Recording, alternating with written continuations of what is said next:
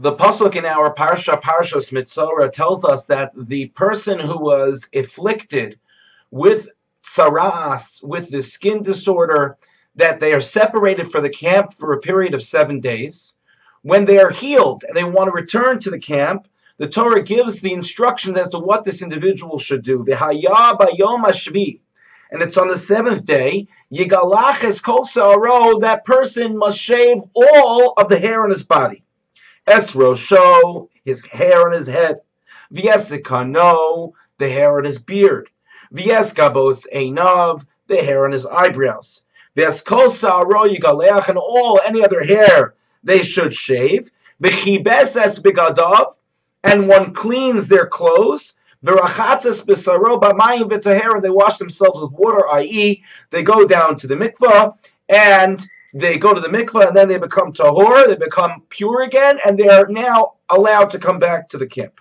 So the Kli Yakar gives us a little bit of explanation as to why these specific areas are listed by the Torah. The Torah could have just said, a person, before they go to the mikvah on the 7th day, in order to become clean, in order to come back into the camp, they have to shave all the hair on their body.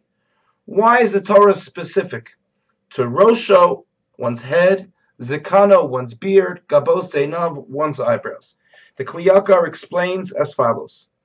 Es Rosho, the reason why the Torah says the hair on his head, Lichaper, to atone for Al Hisna Sa'uso, on the fact that this person elevated themselves, they saw themselves better than someone else.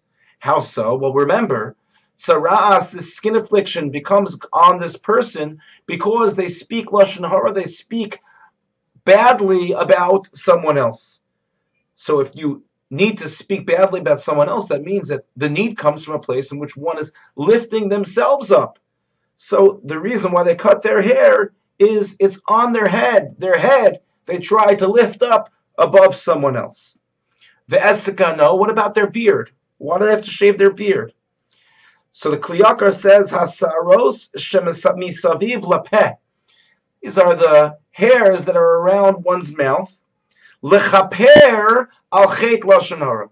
To be mechaper, to atone for the sin of lashon hara, for that which comes out of their mouth, and the fact that they spoke badly about someone else.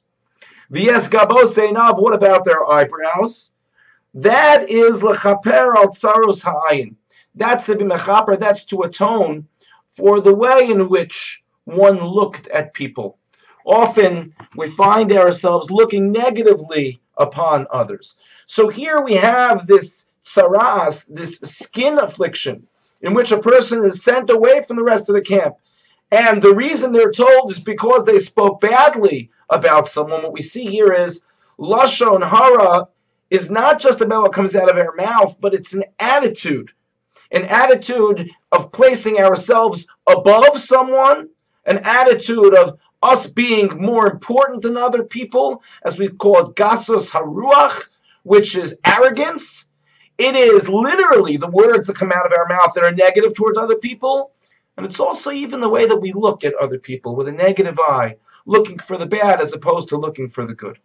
And I share this, of course, coming into Shabbos Parshas Metzora, which is also Shabbos Hagadol, in which we are getting ready for Pesach. Pesach is a time where all of us spend time with family and friends, and there are times that we see people we haven't seen in a long time, and even among family, even among friends, there might be the opportunity to look negatively at someone, to bring ourselves up higher than someone else. And it's important for us to remember the message of the Metzora. Although we do no longer have tsaras, we no longer have this skin affliction, for us to be able to see the consequences of acting in this bad way. Nevertheless, we are reminded that we have to be cognizant of these areas that the Torah mentions in order for us to have the opposite, to speak nicely, to place ourselves with a sense of humility and knowing our place, and ultimately for us to look at other people with a positive eye.